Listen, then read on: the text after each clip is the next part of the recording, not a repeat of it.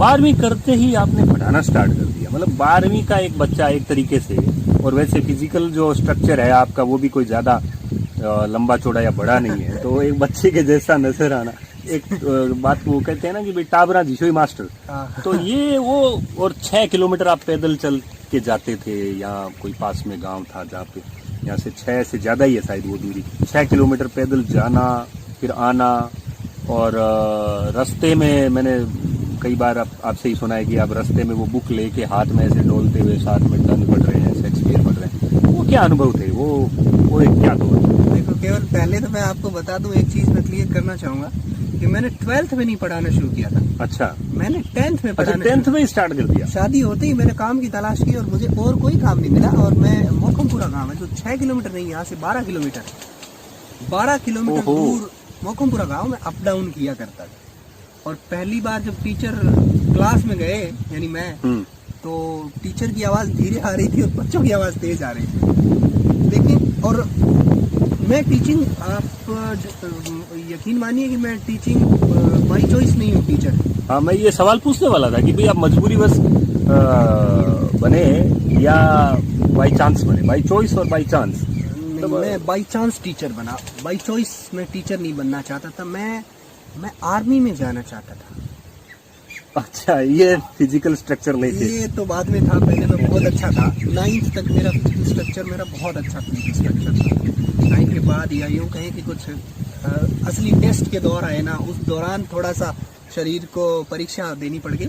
लेकिन मैं आपको बताऊं, मैं आर्मी में जाना चाहता था, मेरा टीचर के लिए कोई इंटरेस्ट नहीं था। बाद में क्योंकि ज़रूरत थी और मैंने काम की तलाश की बहुत जगह पर, ठीक है, तो काम की तलाश करते करते मुझे ये धंधा जो है वो थोड़ा सा सूटेबल लगा, क्योंकि ये आसानी से मिलने वाला धंधा था। आप परचून की दुकान पर मैं गया और दुकान, वहाँ लोगों से बात की, वो वहाँ भी काम ढूंढा? मैं बीकानेर गया, कुछ लोगों की कंपनियां वगैरह ज्वाइन करने की कोशिश की। मैं दिल्ली गया। ओह, दिल्ली भी गए? 10वीं के 10th पास करते ही, उस उम्र पास करते ही मैं दिल्ली गया। वो भी एक बड़ा किस्सा है, कभी फिर सुनाएंगे आपको। तो उस समय फिर टीचर बनना पड़ गया। धीरे धीरे मुझे लंबा समय हो गया, कोई दूसरा काम नहीं मिल रहा था और मैं टीचिंग में आगे बढ़ा। बीच में एक बार मैंने वो पनवाड़ी का खोखा वगैरह किया, लेकिन वो बाद में मुझे वापस टीचिंग में ले आए गए। तो धीरे धीरे मुझे ऐसा लगा कि यार ये काम तो जो है ना तेरे लिए सही है, सूटेबल है। मैं इंटरेस्ट लेने लगा और मुझे इस काम में थोड़ी थोड़ी अपने स्तर पर थोड़ी दूसरे लोगों से फीडबैक मिलने लगा, और कुछ अपने स्तर पर मैं अपने आप को वहाँ पर एक्सेल करने की कोशिश में लग गया। और मुझे पता नहीं चला कि कब मैंने अपने अल्टरनेटिव जॉब को अपनी हॉबी में कन्वर्ट कर लिया। और मैं आपको बताऊं, मेरी बहुत सारी हॉबीज में आज टीचिंग एक पहले कुछ एक हॉबीज में आती है, पहले नंबर पे आ गया। जी। तो अभी उस तरह से वो डेवलप हो गया और मुझे लगा कि हाँ ठीक है। तो बाई चांस मैं इस फील्ड, बाई चांस आप इस फील्ड में आए। और उस समय जब आप वो एक लंबी दूरी की पैदल यात्राएं, वो ड्रियरी जर्नीज, तो उस ड्रियरी जर्नीज के दौरान भी आप स्टडी आते जाते, वो एक आज के बच्चों के लिए मेरे हिसाब से वो ये रास्ता आप आज भी अगर जाएंगे तो मोखमपुरा तक का बीच का रास्ता जो है ना, वो आज भी जंगल है, वहाँ कोई लोग नहीं रहते। तो मैं मेन रास्ते की बजाय एक अल्टरनेटिव रास्ता था वो पकड़ता, जहाँ पे लोग आते जाते ना, जहाँ पे लोग आते जाते नहीं है। तो वो वहाँ पर मैं कोई एक्सेल करने के लिए नहीं, बल्कि इसलिए चॉइस करता था क्योंकि मैं जाते वक्त पढ़ते हुए जाता था। मुझे 2 घंटे लगते, पैदल चलते हुए पढ़ना। अब आप सोचो कि 2 घंटे आपको जाने में लगते हैं, 2 घंटे आपको आने में लगते हैं। मैंने सोचा यार 4 घंटे आपके खर्च हो रहे हैं आने और जाने में। ये कोई कहानी नहीं है, या मैं इसको कोई हाइप करके नहीं कह रहा हूँ। तो 4 घंटे आप वहाँ खर्च करके आते हो और 6 घंटे आप पढ़ा के आते हो, तो फिर घर आके पढ़ोगे क्या? पढ़ोगे नहीं। तो मुझे लगता है कि किताब लेके साथ में चलो और 2 घंटे नहीं लो, अब 3.5 घंटे लो, ठीक है, चलते हुए 4 घंटे लो यार, मतलब जितना टाइम लेना होता ले उतना लो, आते वक्त भी यही करो। तो आप सोचो मेरे 3 घंटे जाते स्टडी हो रही है, 3 घंटे आते वक्त स्टडी हो रही है, आराम से चलते हुए जा रहे हैं, क्या दिक्कत है? और एक चीज मैं आपको नोट करवाऊंगा, आप थोड़ा सा गौर करें, जब भी आपको नींद आए, जब भी आप डिस्ट्रैक्ट हो रहे हो, ये मेरा अनुभव मैं आपको बता रहा हूँ, जब भी आपको नींद आ रही है, डिस्ट्रैक्ट हो रहे हो, आपको कुछ लग रहा है ना ऐसा, तो आप चल के पढ़ना शुरू कर दें, टहलते हुए पढ़ के देखें, आपका कंसंट्रेशन 100% तक पहुंच जाएगा। ये होता है। मतलब ये अपने आप में ये आज के बच्चे हम देखते हैं, हमारे खुद के स्टूडेंट्स अजीब अजीब प्रकार के बहाने बनाते हैं, तो ये एक तरीके का अलग सा मतलब प्रेरणा है। और अगली उस चीज पे मैं आऊंगा, फिर आप कंटिन्यू पढ़ाते गए प्राइवेट? जी, मैंने कुछ समय तक अपना स्कूल रखा, उसके बाद अच्छा, अपना खुद का भी कर लिया था? शुरुआत में तो मेरा ही स्कूल था, 20 बच्चे 40 बच्चे, मेरी स्ट्रेंथ, खुद ही हेडमास्टर, खुद ही कार्मिक, सब कुछ। उसके बाद में मुझे लगा कि यार इसमें थोड़ा सा क्या है, चीजें बहुत ज्यादा आपको संभालनी पड़ती है, तो आप अपनी पढ़ाई के लिए वक्त नहीं दे पाते। पढ़ने का मेरा शुरू मैनेजिंग में काफी टाइम चला जाता है। हाँ, तो प्राइवेट एजुकेशन आप कर रहे हैं, आपको कोई गाइडेंस मिल नहीं रहा है, टीचिंग आपको नहीं मिल रही है, तो आपको बहुत मेहनत करनी पड़ती है। किताबों के साथ सिर्फ आपको किताब से चीजें समझना और एक आप इंस्ट्रक्टर से या टीचर से समझते हैं, तो उसमें फर्क रहता है। तो फिर मैंने कहा कि यार इसको छोड़ के थोड़ा सा इसको थोड़ा अल्टर करते हैं, चेंज कर देते हैं। हाँ, तो मैंने मॉडिफिकेशन क्या किया कि मैंने प्राइवेट स्कूलों में पढ़ाना शुरू किया, और फिर मेरा वो डेब्यू हुआ एज एन इंग्लिश टीचर।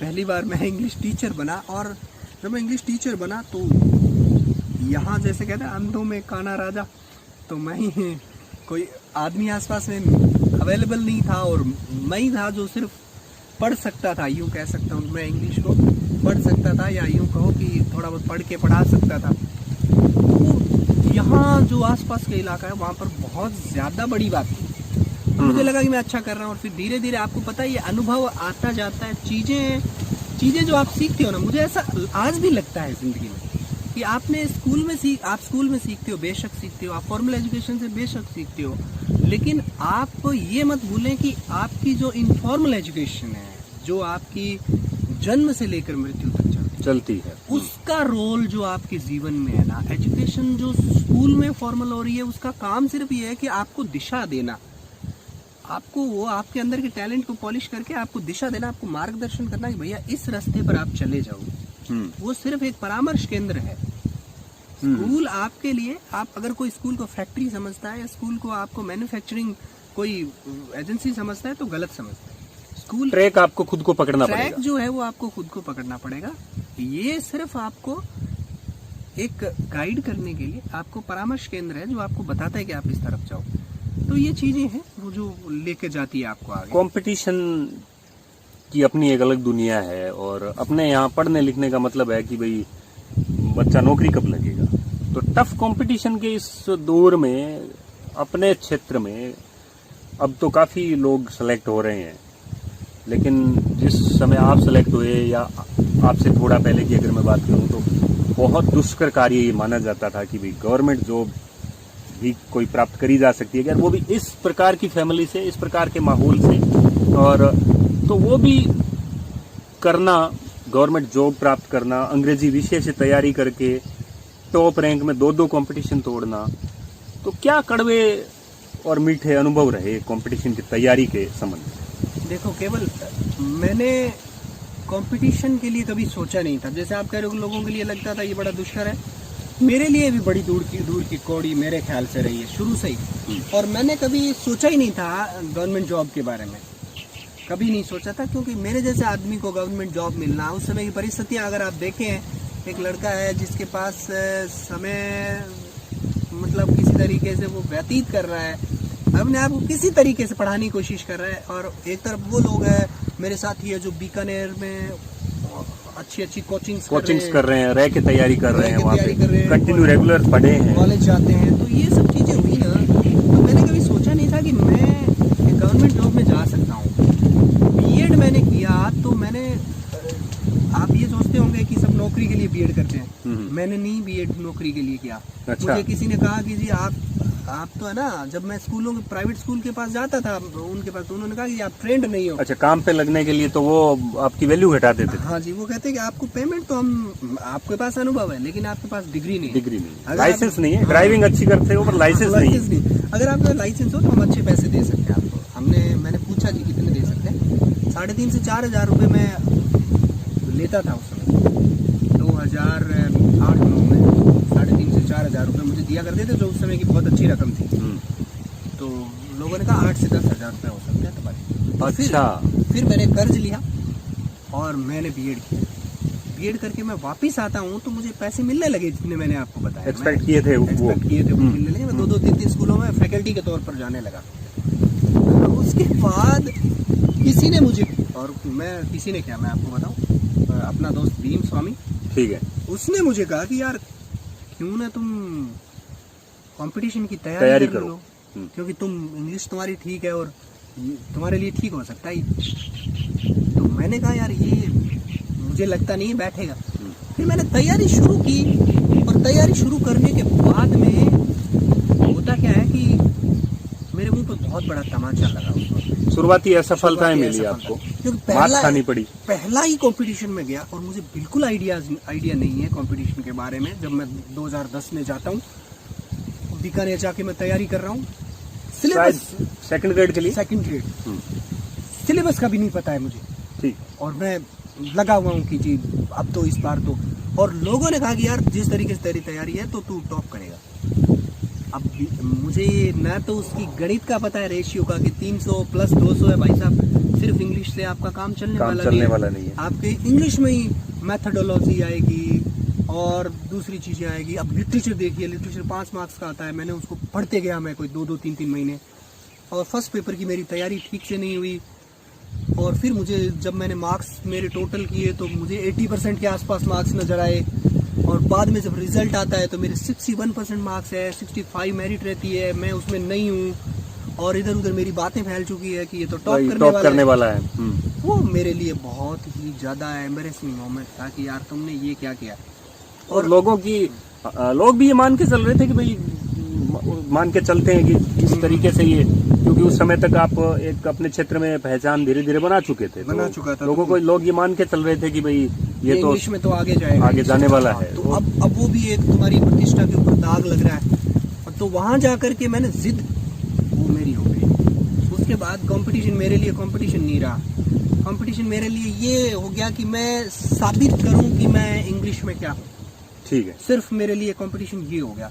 रोजी रोटी तो एक तरफ है ही है, और काफ़ी चीज़ों का तो मुझे बाद में पता चला कि गवर्नमेंट सर्विस में आने के बाद में आपको इन तरीकों की सुविधाएं मिलती है। लेकिन मुझे सबसे पहली जो चीज़ थी मेरे लिए वहाँ जद्दोजहद का जो विषय था वो ये था कि अब आप साबित करके बताओ, क्योंकि बार बार आप विफल हो रहे हो, उसके बाद दूसरे एग्जाम में भी आप विफल रहे। तो फिर ऐसे लगने लगा कि आपके ऊपर प्रश्न चिन्ह है कि क्या आप वास्तव में इंग्लिश के एक अच्छे टीचर है, या आपने ऐसे अपने ओरा क्रिएट कर रखा है। हाँ, कि ये सिर्फ फ्लूक तो नहीं है। हाँ। फिर उसके बाद में तीसरा कंपटीशन मेरा 1.5-2 साल के बाद, ठीक है, ग्रेड 3 बीकानेर से मैं सेकंड रैंक पे आता हूँ, और उसके बाद मेरा कॉन्फिडेंस वापस गेन होता है, मुझे लगता है कि नहीं हाँ तू ठीक है। और उसके बाद आगे की जो चीजें हैं, मतलब जिला टॉप किया तब आपको अपने आप में लगा कि नहीं, मुझे लगा तो कि सही हाँ है, सब कुछ है। फिर क्योंकि आप मेरा अगर देखें तो मैंने 2 कंपटीशन किए, दोनों कंपटीशन में मैं अपने सब्जेक्ट की जो वेटेज ज्यादा थी वही कंपटीशन मैंने की है। तो बात सीधी सी, मैं जानता हूँ कि मेरा जीके ठीक नहीं है, अब मुझे पता है। अब आदमी की ड्रॉबैक का, मुझे लगता है कि आदमी को सिर्फ अपनी अच्छाइयों का पता नहीं होना चाहिए, उससे ज्यादा आपकी ड्रॉबैक का पता होना चाहिए। तो मुझे कमियों का बहुत जरूरी है पता होना। तो मुझे स्पष्ट रूप से ये इस बात का पता है कि मैं किसी भी तरीके से जीके में अपने आप को कितना भी स्ट्रेच करूंगा ना, तो इससे आगे नहीं जा पाऊंगा। तो मैंने 2 कंपटीशन किए, उनमें देखो आप रेशियो जब भी जीके का कम हुआ है, अभी भी करवा के देख लो, जीके का रेशियो कम करोगे तो मैं अच्छा स्कोर करूंगा। मैं ये नहीं कहता कि मैं क्या कर पाऊंगा, लेकिन मैं अच्छा स्कोर करूंगा। अब बात करते हैं अपन आपके लेखन की। तो पहला सीधा सवाल ये जानना चाहूंगा, मैंने लिखना कब स्टार्ट किया? ये लिखना, हालांकि लेखन आपका इन दिनों बड़ा चर्चा में, उसमें कई बातें मैं पूछूंगा। शुक्रिया चर्चा के लिए सब लोगों का कि ये चर्चा कर रहे हैं। लिखने का अब देखो कई चीजें हैं। लिखना कब शुरू हुआ? लिखना तो लेटर टाइम में, वो एक दिन मैं लाइव में आपको कहीं बता रहा था। अच्छा, वो फ्रेंड्स के लिए जो, हाँ, तो फ्रेंड्स के लिए लेटर्स लिखे गए, और अब मैं ये भी नहीं बता सकता कि किन किन फ्रेंड्स के लिए लेटर्स लिखे गए। नहीं, उनमें मैं तो शामिल नहीं हूँ। नहीं, तुम नहीं हो, लेकिन कुछ लोग क्योंकि हैं मैं ये थोड़ा काम मैं भी खुद किया करता हाँ, था। तो पर वो लोग मुझे ना जान से मार देंगे अगर मैं क्योंकि वो शादीशुदा है और सब कुछ उनका सेटल हो चुका है। तो पर मैंने उनके लिए बड़े अच्छे लेटर लिखे हैं यार, और उनकी जो अच्छा, वो लेटर बीच में मैं थोड़ा वैसे ही हाँ। वो लेटर लिखे तो वो मेरे हिसाब से ज्यादातर वो लोग कामयाब रहे होंगे। नहीं, वो लोग कामयाब लोग हैं, बहुत अच्छे काम कर रहे हैं अभी सारे, चाहे वो कहीं भी नहीं, है ना। मेरा मतलब है कि जो लेटर्स लिखे गए वो लेटर्स कामयाब वो साबित लेटर हुए। बड़े यार, वो तो उनकी बड़ी सराहना होती थी। हाँ सामने से जो पत्र आता था ना, हाँ हाँ। जो काउंटर पार्ट का, हम्म। वो पत्र में बहुत सारी चीजें, जैसे प्यारे दोस्त को प्यार दोस्त लिखा हुआ। तो हम लोग बड़ा हंसते थे। लेकिन पता है क्या, वो जो लेटर थे ना, वो उस बंदे से ज्यादा बार मैंने पढ़े और रिस्पॉन्ड मैंने किया है। तो अच्छा, जवाब भी आपको ही लिखना? बिल्कुल जवाब मैंने लिखना है। तो कहीं ना कहीं बहुत सारे लोगों से मैं कनेक्ट रहा हूँ। मैंने उनको, अब जब आप लेटर का जवाब देते हो ना, या फिर आप मैसेज का जवाब देते हो, या फिर आप किसी का कम्युनिकेशन करते हो, तो आप उसकी फील के साथ अपने आप को मैचअप करना पड़ता है, वो भावों को समझना पड़ता है। तो वो मैंने उनके साथ समझा, वहाँ से शुरू हुई है बात। फिर मैं आपको बताऊँ, मैंने एक कविता लिखी थी सबसे पहले, मुझे जहाँ तक याद है, मतलब एक कविता फॉर्म की बात अगर, जहाँ तक मुझे पता आपने सीधा लिखना ही अंग्रेजी में स्टार्ट किया, जो थोड़ा अंग्रेजी कविता फॉर्म वगैरह या लाइनें वगैरह। कविता तो मैंने अंग्रेजी में स्टार्ट की, पर हिंदी में मैंने आपको कहा ना, मैं 10वीं के बाद दिल्ली गया था। ठीक है। और दिल्ली की कहानी जो है वो मेरे किसी रजिस्टर में या कहीं डायरी में आपको मिलेगी। तो दिल्ली की कहानी मैंने सबसे पहले लिखी थी, सबसे पहले लेखन का वही चीज़ें थी। और उसके बाद मैंने मेरी बेटी जो थी, जिसका हमने कई बार जिक्र किया, तो वो उस समय जो है मैंने एक कविता लिखी थी, माई फेडिंग टिनी स्टार, जो कि शायद पब्लिश भी हुई थी आपके वहाँ जम्मू में, कॉलेज की मैगजीन में पब्लिश हुई थी। और उसमें मुझे पोएम रिसाइटेशन में प्राइज भी मिला था उस पोएम के लिए। तो वो मेरी खुद की लिखी हुई पहली पोएम थी, और मेरी डायरी में पढ़ी हुई थी वो पोएम। और मेरे साथ में पढ़ने वाले मेरे साथी जो है, वो उनकी आंखों में आंसू आ गए थे वो कविता पढ़ के, माई फेडिंग टिनी स्टार।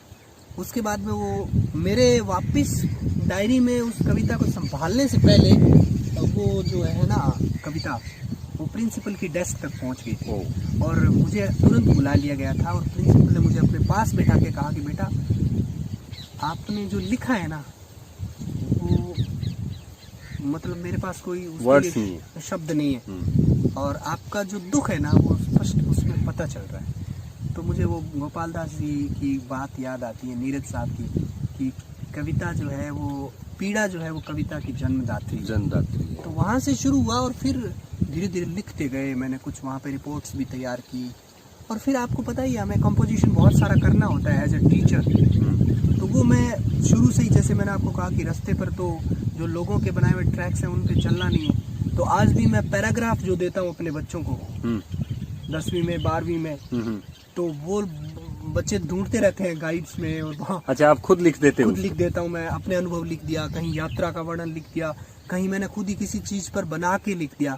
और मुझे लगता है आप भी ऐसा कई बार कर देते हैं, आपके हम लोग आपस में कई बार पेपर शेयर भी करते हैं, तो देखा हुआ है मैंने, आपने भी बहुत सारे आर्टिकल्स वगैरह और लिखे हैं, तो वो उस तरीके से हम करते हैं। तो ये लेखन का दौर चलता गया। और फिर फेसबुक आई है ना, मैं आपको बताऊं, अगर आप मुझे सोशल मीडिया में पूछे ना, तो सबसे ज़्यादा पसंद है मुझे फेसबुक, और उसका कारण भी है। फेसबुक मुझे पसंद होने का एक बहुत बड़ा कारण है। जैसे वो कारण ये है कि फेसबुक किसी को मजबूर नहीं करती। मुझे बहुत अच्छा नहीं लगता कि अगर मैं किसी आदमी को कहूँ कि भाई रुक मेरी बात सुन, क्या लिखा है मैंने। हाँ। क्योंकि ज़्यादातर हमारे जो राइटर वर्ग है ना, वो इसके लिए बदनाम है। इस विषय पर हमेशा मजाक बनते रहते हैं कि कवि अगर आपको मिल गया या राइटर आपको मिल गया, तो वो पकड़ के आपको कहेगा कि मेरी सुनिए। तो वो बदनाम है लोग, उसके लिए मैं वो करना नहीं चाहता। मुझे फेसबुक मिला एक ऐसा प्लेटफॉर्म, आज भी आप देखेंगे मैं ग्रुपों में और बिना वजह सेंड नहीं करता अपने कुछ भी चीजें, क्योंकि ग्रुप जो बने हुए हैं वो अपने हिसाब से बने, उनका एक अलग उद्देश्य है।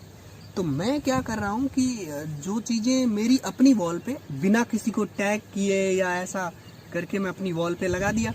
अब मैंने आपकी चॉइस पे छोड़ दिया, आप पढ़ना चाहते हैं आप पढ़े, आप नहीं पढ़ना चाहते आप Scroll आराम से करें, आगे स्क्रॉल कर scroll सकते हो और मुझे पता ही नहीं चला किसने स्क्रॉल किया। आपको वो फील भी नहीं करना पड़ेगा कि अरे यार गुरुजी या क्या सोचेंगे यार मैंने उसको लाइक नहीं किया, उसको कमेंट नहीं किया। तो बहुत अच्छा प्लेटफॉर्म है ये फेसबुक, मुझे खास करके इस चीज़ के लिए अच्छा लगा। और मैं ज़्यादातर आप सक्रियता की अगर बात करें तो मैं फेसबुक पर ही सक्रिय हूँ, इसके अलावा ज़्यादा चीज़ों पर मैंने आज कम काम करता हूँ। आप राजस्थानी में लिखते हैं, हिंदी में भी लिखते हैं, अंग्रेजी तो खैर विषय है ही, तीनों लैंग्वेज में लिखना। और मैंने देखा है कि अलग अलग फॉर्मेट में लिखना, कई बार आप कविता लिख देते हैं, ट्रेवलॉग्स आपने लिखे हैं, यात्रा जो संस्मरण आप पीछे जाके आए हैं उन पे भी मैं एक दो बात पूछूंगा। और आपकी जो अतीत के किस्से हैं, अभी पिछले दिनों आपने एक श्रृंखला देसी रंग करके चलाई, वो बड़ी पसंद की गई। तो मतलब ये अलग अलग रूप और अलग अलग लैंग्वेजेस में समानांतर लिखना, ये इतना कैसे संभव हो पाता है ये चीजें? देखिए, केवल इसमें दो बातें मैं आपको बताऊं। पहली बात तो ये है कि आप राजस्थानी में अगर आप लिखते हैं और लोगों का वही, मैं आपको वही ले जाना चाहूंगा कि लोग क्या करते हैं, लोगों को लगता है कि सिर्फ एजुकेटेड लोग और ट्रेंड लोग ही लिखें। ठीक है। अरे यार, राजस्थानी मेरी मातृभाषा है, मेरे बुजुर्गों ने भी लिखा होगा। हम बहुत सारी जो आप डोला मारू रद्दुआ पढ़े हैं, उन्होंने लिखा, वो लोग ग्रेजुएट थे क्या यूनिवर्सिटी से? नहीं, वो अपने अनुभव से लिखे थे। तो जो लोग लिख रहे हैं, और कौन सी यूनिवर्सिटी पढ़ाती है ये खड़ो और ये दुआरी पिलौना, कौन सी यूनिवर्सिटी पढ़ाती है? ये यूनिवर्सिटी पढ़ाती है हमारा घर। उसके बाद मीडियम राजस्थानी, कौन सा मुश्किल कार्य है मीडियम राजस्थानी? हमारे घर में राजस्थानी बोली जाती है, आपके घर में राजस्थानी बोली जाती है, तो आप उसमें सृजन करते हो तो उसमें कुछ, मुझे ऐसा लगता नहीं है कि आप कोई बहुत बड़ा तीर मार रहे हो। आप, आपकी मायड़ भाषा है जिसमें आप बोल रहे हो, लिख रहे हो, और मैं बहुत कंफर्टेबल हूँ, सबसे ज्यादा कंफर्टेबल आप किसमें हो? राजस्थानी में हूँ। दूसरी बात हिंदी, तो हिंदी हम लोग हमारी दूसरी मातृभाषा, मासी कह सकते हैं, हिंदी को हमारी मासी कह सकते हैं। इसको हमने बहुत बोला है, बहुत लिखा है, बहुत पढ़ा है, तो इधर उधर से पढ़ा है तो वो पढ़ते हैं। और तीसरी चीज़ है इंग्लिश, जो हमारा पैशन है। तो मैं कहूँगा कि राजस्थानी मेरी माँ बोली है और हिंदी मेरी मासी है और अंग्रेजी जो है वो मेरा पैशन है।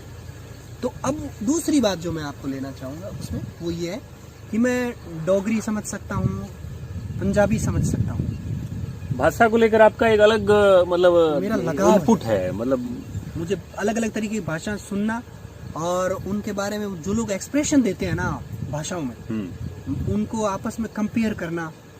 मैं 5-7 दिनों के लिए कांगड़ी लोगों के बीच में रह के कांगड़ी सीख गया था, और वो लोग हिमाचली मेरे फ्रेंड्स थे जो कुछ मेरी चुगलियां कर रहे थे, और मैंने उनको लग रहा था कि समझ में नहीं आया। मैंने 5 या 7 दिनों में उनकी बात को पकड़ लिया कि ये मेरी चुगली कर रहे हैं। मैंने कहा यार तुम लोगों ने ये बोला है। वो बड़े हैरान थे। और मैं भीलवाड़ा गया, वहाँ मैंने कोई 4 महीने गुजारे और वहाँ की बहुत सारी चीज़ों को मैंने पिक किया, मुझे अच्छा लगता है।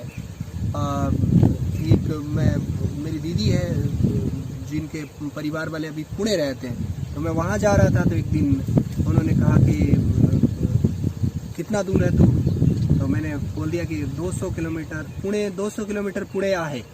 हाँ। तो वहाँ जो मैंने वो पढ़े चीज़ें, तो मुझे लगता है लैंग्वेज अगर आप ऐसे डिस्कवर करना शुरू करो ना, तो बहुत सारा वंडर इसमें छुपा हुआ है। लैंग्वेज के अंदर, लैंग्वेज में वंडर, तो वो वंडर के लिए मैंने ये सब अलग अलग विधाएं फिर इस्तेमाल करते हैं सब। मंच के ऊपर आपका एक अलग अंदाज है, मंच संचालन आप करते हो, वो तो आप अच्छा करते हैं। लोग आपको सुनना चाहते हैं। दूसरा, फोटोग्राफी को लेकर बड़ा मैं खुद विस्मय में हूँ कि आप, और बहुत से लोग पूछते, मैंने सुना है, देखा भी है, नजर आते हैं कि फोटो किस कैमरे से खींची या कौन से मोबाइल से खींची या किसने खींची। फिर साथ में एक्टिंग के भी आपके कई मैंने देखे हैं, और एक्टिंग भी आप कर लेते हो। बच्चों को कोरियोग्राफी जब तैयार करते हो, ड्रामाज वगैरह, तो वो बड़े बेहतरीन होते हैं।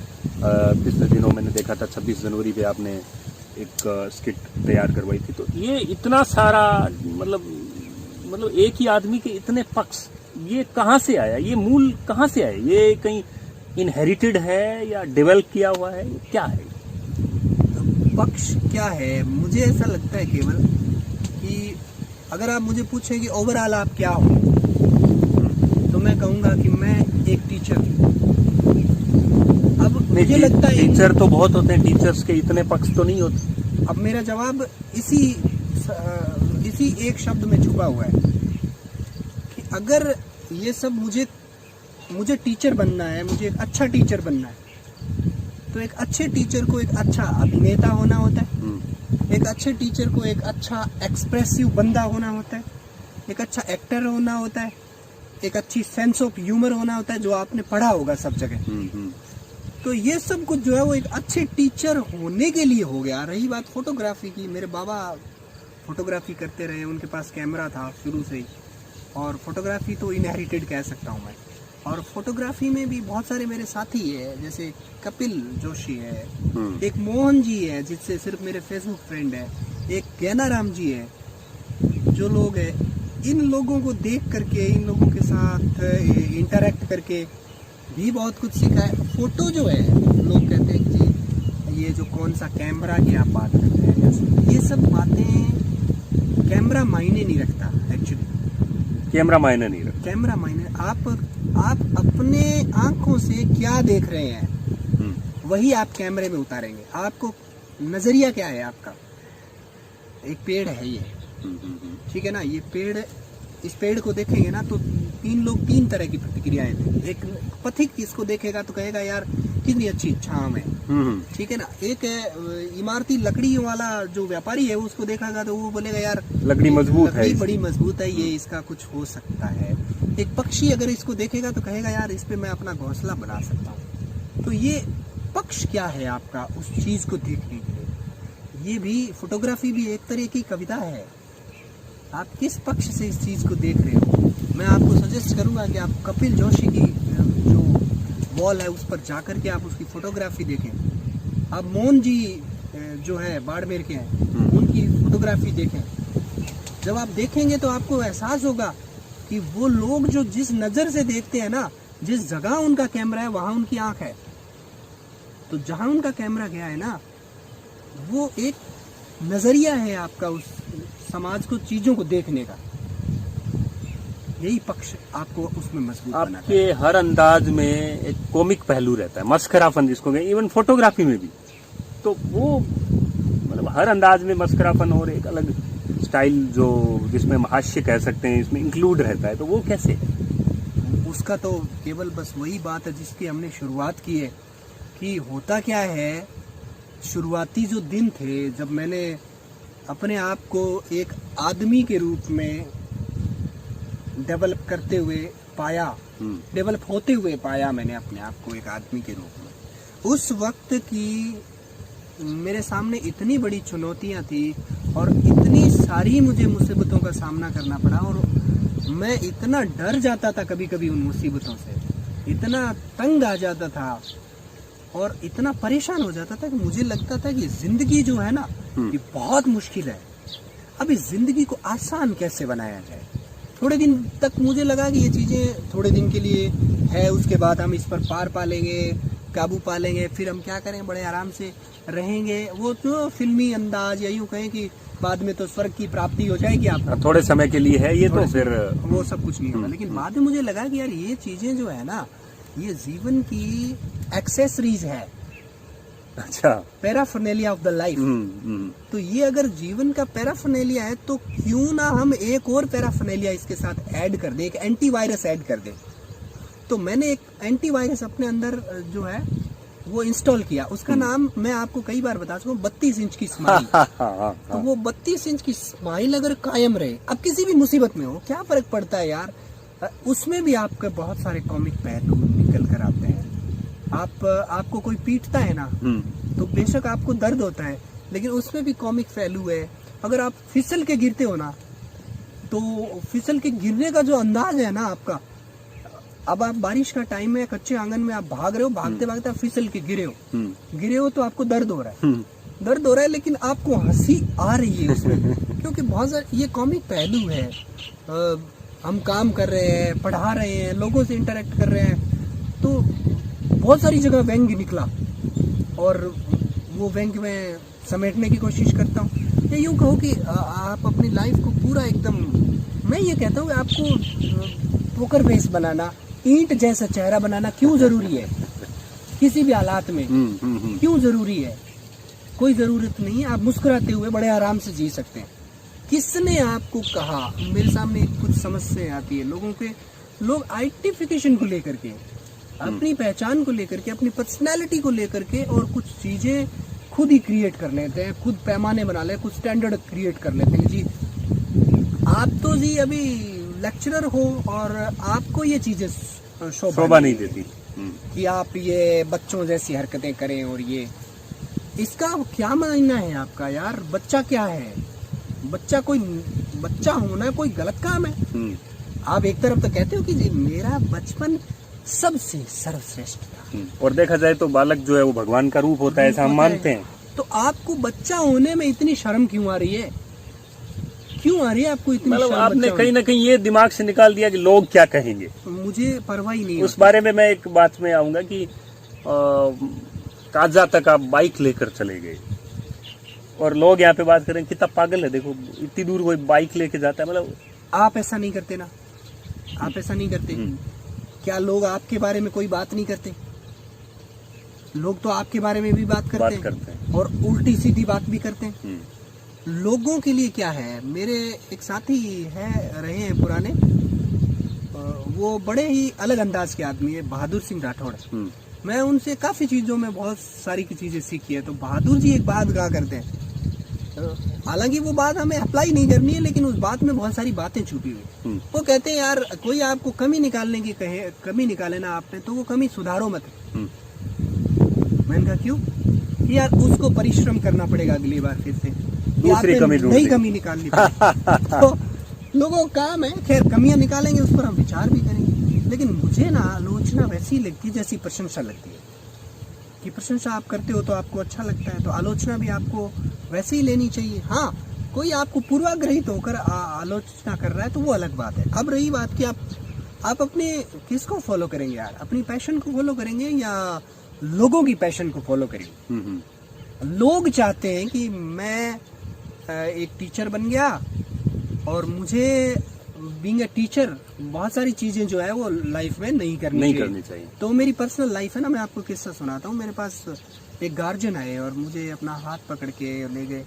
मैं अपनी स्कूलों में बड़ा लाडला रहा हूँ, अपने बच्चों के साथ बहुत मेरा लगाव रहता है। और जहाँ पे अध्यापन किया, जहाँ मैंने अध्यापन करवाया, तो वो आकर के मुझे कहते हैं कि गुरुजी एक बात हमें आपको कहनी है। तो मेरा हाथ पकड़ के लेंगे, आप बहुत अच्छा पढ़ाते हैं, सब कुछ ठीक है, लेकिन आप एक काम कीजिए, आप यार थोड़ा सा ये ड्रेसिंग सेंस अपना चेंज कीजिए। अच्छा। तो मैंने कहा आपके बच्चों को पढ़ाने में कोई दिक्कत? बोला जी नहीं। मेरा आपके बच्चों के प्रति रवैये में कोई दिक्कत, मेरी नैतिकता में कोई दिक्कत, मेरे स्कूल आने के टाइमिंग में दिक्कत, मेरी रेगुलरिटी को लेकर के कोई दिक्कत? बोला नहीं जी कोई दिक्कत। तो जी ने तो मुझे अपने हिसाब से दीजिए, है ना। मैंने ये टी शर्ट खरीदी, आपने ये शर्ट खरीदी है, ठीक है। वहां पर कितने लोगों को ले जा सकते हैं आप दुकान में? अधिकतम आप एक आदमी को साथ ले गए। तो आपको तो पहनने के बाद बहुत सारे लोग मिलेंगे, वो कहेंगे यार ये ठीक नहीं लग रही, केवल तुम्हें बिल्कुल मैच नहीं करती, ये जो है ना चेक आपको ठीक नहीं बैठता। आप क्या करेंगे? बदलते रहेंगे ये अपनी चीजें। तो मैं अपनी पैशन को फॉलो करूंगा यार। मुझे घूमना जो है वो मेरी मासूका है, मतलब ट्रेवलिंग इज माय बिलवड कह सकता हूँ मैं, क्योंकि पहाड़ों में मेरी जान बसती है। मुझे रेगिस्तान पसंद है, मुझे हर तरीके की चीज़ें पसंद है, लेकिन अगर आप मुझे कहो ना कि आपको सबसे ज़्यादा क्या अच्छा लगता है, तो मुझे पहाड़ अच्छे लगते हैं।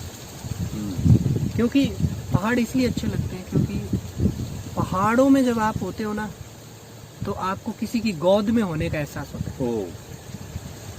ऐसे लगता है। अब आप बताओ, आप जब माँ की गोद में होते हो तो आपको कैसा लगता है? आप टीलों में जाइए, रेत के बड़े बड़े टीलों में जाओगे तो भी वहां पर ऐसी फील आपको आएगी। तो घूमना जो है वो मेरी, और आप पढ़ के सुन के जितना सीख सकते हैं उससे घूम के डबल सीख सकते हैं। तो चले जाते हैं मुंह उठा के, जहाँ कहीं भी। पिछले साल का मैं एक स्पेसिफिक सवाल पूछना चाहूँगा, बात करना चाहूँगा कि पिछले साल आप काजा गए, वहाँ के मैं आपको बताऊं, मैं 2 लाइन में अगर अनुभव 3-4 आपका। साल से बीच में आपको बात रोक कर कहना चाहूँगा कि मैं काफ़ी सालों से घूम रहा हूँ। अच्छा। मैं कश्मीर भी गया हूँ, मैं राजस्थान पूरा घूम चुका हूँ, मैं उत्तराखंड भी गया हूँ, मैं दिल्ली भी कई बार गया हूँ, लेकिन वो पिछला हाईलाइट हो गया क्योंकि मैंने ट्रेवलॉग लिखे थे उसके ऊपर, तो इसलिए हाईलाइट हो गया। हाँ, तो आप क्या पूछ रहे थे? वहाँ के 1-2 अनुभव आप जो आपने सीखे या मतलब आपने इस तरीके से जो प्रभावित किया आपको। देखो, केवल मैंने आपको शुरुआत में मेरी जो चीज़ें लाइफ की जो मेरा सोच है ना, वहीं पर चलेगी, आपको सारी चीज़ें मिलेगी। मैंने आपको कहा कि मैं बनाए ट्रैक्स पे चलना, मुझे लगता है कि मुझे नए ट्रैक बनाने चाहिए। तो काजा या यूं कहे कि पहाड़ जो है, पहाड़ों में भी मैं ऐसी जगहों पर गया था जहाँ कम लोग जाते हैं। अच्छा। बाइकिंग वाला, टेढ़ा मेढ़ा और थोड़ा खतरनाक भी होता था। थोड़ा क्या मैं कहूँ कि थोड़ा बहुत ज्यादा ही खतरनाक, रास्ता लौट के भी आने तक हमें डर लग रहा था। डर लग रहा था, डरावना भी था रास्ता। दुनिया एशिया की सबसे खतरनाक सड़कों में दूसरी खतरनाक सड़क पे मैंने सफर की, अपनी यात्रा की है। लेकिन खतरा कहाँ नहीं है। रिस्क, जेनेट रेंट की कविता में आप पढ़ चुके हैं। रिस्क लेना छोड़ देंगे तो जीना ही छोड़ देंगे। जीना छोड़ देंगे। तो किस्से कहानियां तो बहुत है सुनाने के लिए, लेकिन सबसे बड़ी बात यह है कि आपने एक वो फ्रांसिस बेकन का मेरे ख्याल से वो ऐसे हैं, गोइंग टू अ जर्नी, ऐसे जर्नी पर एक, वो विलियम हेजलिट का ऐसे, उसमें वो कहता है कि अगर आप जाओ तो अकेले जाओ और अपने साथ डायरी लेकर जाओ, किसी को मत लेकर जाओ। तो मेरे दिमाग में आज भी कहीं ना कहीं वो विलियम हेजलिट की वो पंक्तियां चल रही है कि आप अगर जाओ तो अकेले, और वास्तव में आप अकेले जाकर, मैं बाई चांस अकेला हो गया था, मेरे साथ कंपनी थी, मेरे साथी का थोड़ा सा जरूरी काम की वजह से लौटा, और लेकिन अकेलेपन में जो मजा है ना, और खास करके उन जगहों पर, ये शब्दों में बयान करने लायक चीजें नहीं है।